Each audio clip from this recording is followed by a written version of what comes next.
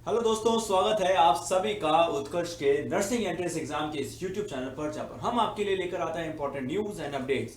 तो जैसा कि बच्चों आप सभी को मालूम है कि अब हमारा सेकंड राउंड काउंसलिंग का बच्चों जो शेड्यूल है वो ऑलमोस्ट खत्म हो चुका है और अब बच्चों हमारी बारी आती है जहां पर हम अब रेजिग्नेशन जो हमें करना है और जो मॉप अप राउंड है बच्चों उसकी तैयारी हमें करनी है। तो यानी कि हम क्या करेंगे बच्चों, सबसे पहले अब हम हमारा शेड्यूल देखेंगे। शेड्यूल के अंदर बच्चों हमारा मॉप अप राउंड यानी कि काउंसलिंग और एडमिशन प्रोसेस का जो हमारा एबीवीएमयू का मॉप अप राउंड है बच्चों, उसके अंदर किस तरीके से बच्चों अब हमें ध्यान देना है, किन किन डेट्स का हमें ध्यान रखना है और आगे क्या प्रोसीजर्स करने हैं, वो आज सभी बच्चों डिटेल में आज आप सभी के सामने लेकर आया हूं।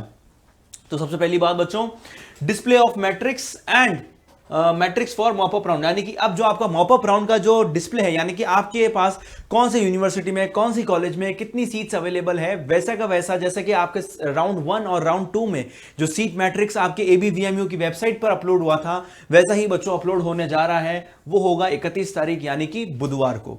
उसके ठीक बाद बच्चों आप अपना रेजिग्नेशन स्टार्ट कर सकते हैं from online from candidate login allotted in round 1 and round 2। यदि आपको राउंड 1 एंड राउंड 2 में कोई भी सीट अलॉट हुआ है तो आप अपनी सीट को छोड़ सकते हैं, यानी कि रिजाइन कर सकते हैं। और रिजाइन करने के पश्चात आप वापस मॉप अप राउंड यानी कि ओपन राउंड कह दें या फिर मॉप अप राउंड कह दें, उसके अंदर आप पार्ट ले सकते हैं। और वो भी बच्चों आपका 31 तारीख से शुरू हो जाएगा। सुबह 10 बजे से बच्चों ये आपका शेड्यूल शुरू हो जाएगा। हाँ, उसके बाद जो रेजिग्नेशन का आपका प्रोसेस है बच्चों, ये रेजिग्नेशन का जो प्रोसेस है ये आपका एंड हो जाएगा कब होगा बच्चों, ये 5 तारीख को, 5 अगस्त यानी कि मंडे शाम को 6 बजे तक आपका ये प्रोसेस रहेगा। और उसके बाद में बच्चों आपका ये जो प्रोसेस है ये खत्म हो जाएगा। तो बच्चों डेट्स का हमें खास तौर पर ध्यान रखना है, बिल्कुल। यानी कि जो हमारा सबसे पहले हमें सीट मैट्रिक्स चेक करना है। 31 तारीख को बच्चों हमारा सीट मैट्रिक्स आएगा, जिससे हमें पता चलेगा कि कौन सी कॉलेज में कितनी सीट्स अवेलेबल है। और उसके तत्पश्चात आप अपना जो है रेजिग्नेशन का जो प्रोसेस है वो शुरू कर सकते हैं। और वो क्यों करना है, कब करना है, वो सिर्फ इसलिए यदि आपको राउंड 1 या राउंड 2 में कोई ऐसा कॉलेज मिल गया है जिसकी आपको उम्मीद नहीं है या फिर जिसमें आप आगे पढ़ाई नहीं करना चाहते हैं, तो आप अपनी सीट को छोड़ सकते हैं। और आगे बच्चों रेजिग्नेशन करने के बाद आप मॉप अप राउंड के अंदर भी एलिजिबल हैं, या फिर कौन से स्टूडेंट्स मॉप अप राउंड के लिए एलिजिबल हैं, वो सारी तमाम डिटेल मैं अभी आपको कुछ ही देर में बताने वाला हूं। ठीक है बच्चों, तो ये हो गई हमारे रजिस्ट्रेशन की बात। रजिस्ट्रेशन के बाद बच्चों नेक्स्ट अब हम आते हैं हमारे, बिल्कुल, अब बच्चों जैसे ही आपका रजिस्ट्रेशन का पार्ट जो है खत्म हो जाएगा, जैसे ही आपने रेजिग्नेशन कर दिया, रेजिग्नेशन कंप्लीट हो जाने के बाद बच्चों फिर से आपके सामने एक और डिस्प्ले होगा, display of post resignation seat matrix and start of registration for online counselling and choice filling. यानी कि बच्चों सबसे पहले 5 तारीख तक तो आपको रेजिग्नेशन का जो प्रोसेस है वो कंप्लीट करवाना है। रेजिग्नेशन का प्रोसेस कंप्लीट हो जाने के बाद में बच्चों फिर से रेजिग्नेशन के बाद में कितनी सीट्स कौन कौन सी कॉलेज में, क्योंकि काफ़ी होता है बच्चों कि जब बच्चे जो स्टूडेंट्स हैं वो जब कोई भी कॉलेज की सीट छोड़ते हैं तो उसके बाद जो सीट मैट्रिक्स है बच्चों वो फिर से रिवाइज होता है। तो वो रिवाइज सीट मैट्रिक्स जो है वो फिर अब आपके सामने अवेलेबल होगा, डिस्प्ले होगा आपकी एबीवीएमयू की वेबसाइट पर। और वो कब अवेलेबल होगा बच्चों, 7 अगस्त को अवेलेबल होगा। तो 7 अगस्त को आपको फिर से बच्चों एक पोस्ट रेजिग्नेशन सीट मैट्रिक्स जो है बच्चों आपको डिस्प्ले होगी। और ठीक उसी समय तत्पश्चात आपका रजिस्ट्रेशन जो है ऑनलाइन काउंसलिंग का वो शुरू हो जाएगा। उसके बाद क्या होगा सर, उसके बाद आपका जो रजिस्ट्रेशन है उसका एंडिंग है। एंडिंग कब होगा बच्चों, 12 तारीख तक, यानी कि 7 से लेकर बच्चों 12 तारीख तक आप अपना रजिस्ट्रेशन वापस मॉप अप राउंड के लिए कर सकते हैं। और उससे पहले की जो मैंने आपको डेट्स बताई है दोस्तों, उससे पहले की जो डेट्स मैंने आपको बताई है दोस्तों, वो सारी डेट्स जो है ये है आपके रेजिग्नेशन की। तो यानी कि सबसे पहले आपका सीट मैट्रिक्स शो होगा 31 तारीख को। उसके बाद अपनी सीट्स अगर रिजाइन करना चाहते हैं तो आप रिजाइन करेंगे। रिजाइन करने के बाद बच्चों 31 तारीख से 5 तारीख तक का आपके पास समय है। आप आराम से सोच समझ के अपनी सीट्स को रिजाइन कीजिएगा, क्योंकि उसके बाद में आप वापस अपनी उस सीट को क्लेम नहीं कर पाएंगे। जैसे ही बच्चों आप अपनी सीट रिजाइन करेंगे, फिर से 7 तारीख को एक नया सीट मैट्रिक्स आपके सामने अवेलेबल होगा, जिसके तहत आप वापस जो है नया रजिस्ट्रेशन कर सकते हैं। Mop up round, stray round, open round, कुछ भी कह लीजिए उसके लिए। ठीक है। उसके बाद ये रजिस्ट्रेशन का प्रोसेस बच्चों 12 तारीख को खत्म हो जाएगा और उसके बाद फिर से जो आपको क्या करना पड़ेगा बच्चों, जब आप रजिस्ट्रेशन करते हैं तो उसके अंदर आप सभी को बच्चों अपनी चॉइस फिलिंग करनी पड़ेगी, नॉर्मल जनरल डिटेल्स डालनी पड़ेगी, पूरी तरीके से रजिस्ट्रेशन करना पड़ेगा। हाँ, वो किस तरीके से होगा वो सभी डिटेल्स मैं अभी आपको कुछ क्षण में बताने वाला हूं। उससे पहले मैं आपको एक चीज और बता देता हूं कि जो आपका अनाउंसमेंट होगा सीट एलोकेशन का वो होगा आपका 16 तारीख को। तो 16 तारीख को बच्चों आपकी जो सीट्स हैं वो आपको अवेलेबल हो जाएंगी। अगर यदि आपको मॉपअप राउंड या स्ट्रे राउंड में कोई भी सीट मिलती है तो बच्चों 16 तारीख को उसका भी रिजल्ट, जो शेड्यूल है, जो रिजल्ट है वो आप सभी के सामने बिल्कुल आ जाएगा।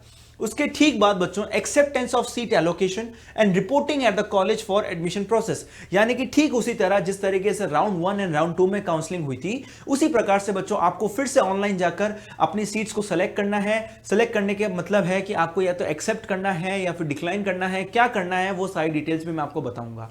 तो ठीक उसी प्रकार जैसे यदि आपको सीट अवेलेबल होती है, सीट एलोकेट होती है, तो उसके तुरंत पश्चात आपको ऑनलाइन जाकर सीट जो एलोकेट हुई है उसके लिए बच्चों आपको कॉलेज के अंदर रिपोर्टिंग करनी है और आपका एडमिशन का जो प्रोसेस है उसको कंटिन्यू करना है, ठीक है ना। और ये जो प्रोसेस है बच्चों, ये प्रोसेस आपका 16 तारीख से 21 तारीख तक चलेगा और बच्चों 21 तारीख को शाम को 6 बजे ये जो प्रोसेस है ये आपका प्रोसेस कंप्लीट हो जाएगा। प्लस आपके लिए बच्चों एक और इंफॉर्मेशन ये है कि एकेडमिक सेशन स्टार्ट करने का जो है बच्चों क्राइटेरिया आपका 1 अगस्त से है ABVMU की तरफ से, ठीक है ना। और बच्चों यदि आपको कोई भी तरीके का डाउट है, डिटेल सारी आपको यहां पर मिल जाएंगी। इन वेबसाइट पर आप जाकर बच्चों कोई भी तरीके की कंप्लेन है, कोई भी तरीके की यदि आपको कंप्लेन या फिर कोई भी तरीके का डाउट है तो आप इनसे भी पूछ सकते हैं, ठीक है। इसके बाद हम आते हैं बच्चों, ये मैं आपको बताने वाला हूं कि बच्चों इसके बाद हम मॉपअप राउंड के अंदर जैसे ही हम आगे चलते हैं तो मॉपअप राउंड के अंदर कौन से स्टूडेंट्स एलिजिबल हैं और कौन कौन से स्टूडेंट्स जो हैं मॉपअप राउंड के अंदर पार्ट ले सकते हैं।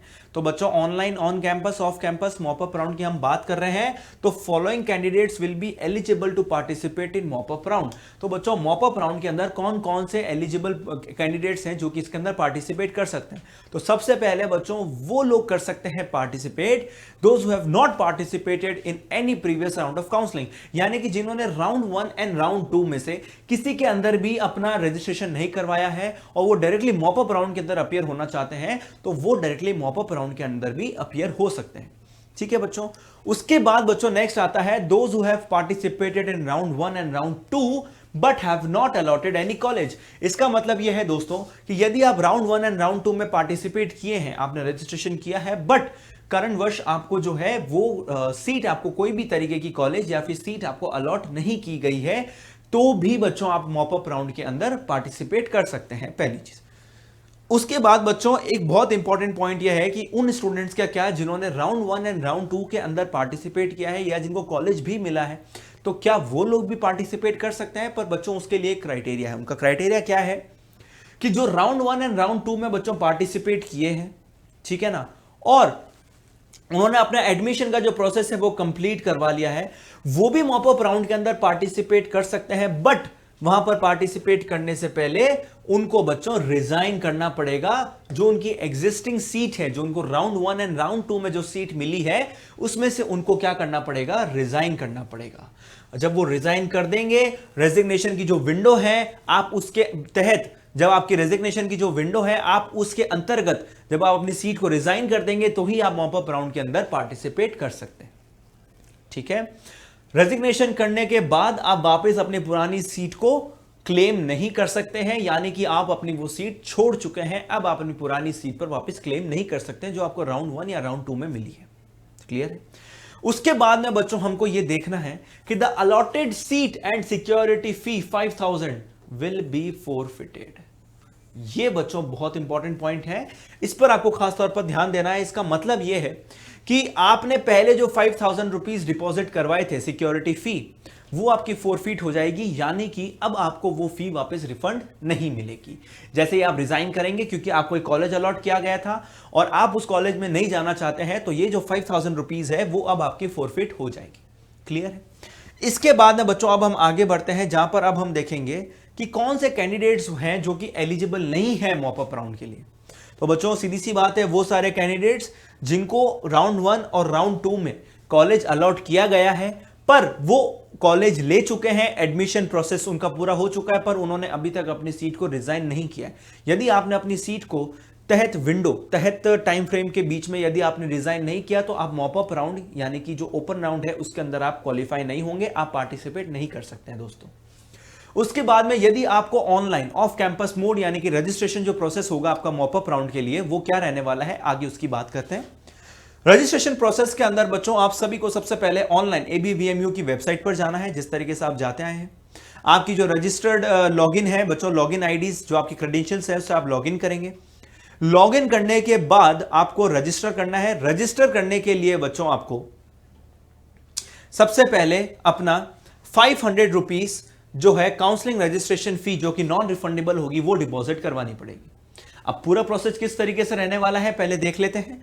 Following steps to be completed by candidates who have not participated in round 1 and round 2, यानी कि जो पहली बार अपनी वेबसाइट पर रजिस्ट्रेशन करवा रहे हैं, जिन्होंने राउंड 1 एंड राउंड 2 में बच्चों कोई भी तरीके का रजिस्ट्रेशन नहीं करवाया है, उनको क्या करना है, उनको लॉगिन करना है। लॉगिन करने के बाद आपको रजिस्ट्रेशन करवाना है। रजिस्ट्रेशन करवाने के लिए आप अपनी प्राथमिक सूचना यानी कि आपका नाम, father's name, mother's name, date of birth, category यदि आपकी कोई है ना, वो आपका जो है प्री फिल्ड होता है, will be automatically pre filled submitted by the candidate during registration. ठीक है ना, यदि आपने पहले रजिस्ट्रेशन करवा रखा है या फिर नहीं भी करवा रखा है, आपने जब फॉर्म भरा है तो वो आपकी सारी डिटेल्स जो है बच्चों प्री फिल आपको मिल जाएगी, है ना। Candidates who have marked appearing in 12th standard, है ना, during the application process have to update 10+2 marks, candidate will also have to update. चलो ठीक है, अब इसका मतलब यह है कि यदि आपने फॉर्म भरते समय बच्चों, फॉर्म को भरते समय आपने यदि उसमें अपीयरिंग नोट किया था कि हम अभी अपीयर हुए हैं, आपकी अभी मार्कशीट नहीं आई है,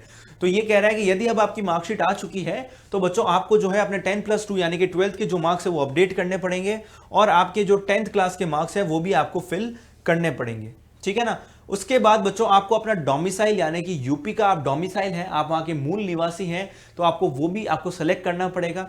यदि आप किसी माइनॉरिटी से बिलोंग करते हैं यानी कि आप क्रिश्चियन हैं, मुस्लिम हैं या जो भी है, आपको वो भी उस पर टिक करना पड़ेगा। आपका डोमिसाइल स्टेटस, आपका माइनॉरिटी स्टेटस और बच्चों आपका कैटेगरी स्टेटस, आपको तीनों अपडेट करने पड़ेंगे। ठीक है ना। उसके बाद आपको अपनी जेंडर इंफॉर्मेशन, ये सब चीजें बच्चों आपको फिल करनी पड़ेंगी। और उसके बाद बच्चों मेन पॉइंट आता है हमारा ये कि आपको 500 रुपीज काउंसलिंग रजिस्ट्रेशन फी जो है, जो कि नॉन रिफंडेबल है, वो आपको डिपॉजिट करवानी पड़ेगी।